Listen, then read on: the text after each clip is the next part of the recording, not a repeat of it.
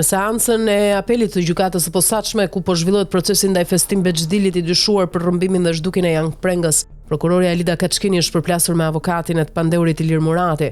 Prokurori Alida Kaçkini deklaron se janë sekuestruar 2 celular, njëri prej tyre është i enkriptuar gjatë momentit të arrestimit të Bexhdilit. Ky i fundit nuk ka komunikime me Altin Hajrin dhe Gentian Doçi funiqin për shkak se telefoni i enkriptuar ishte ndërkohë i sekuestruar.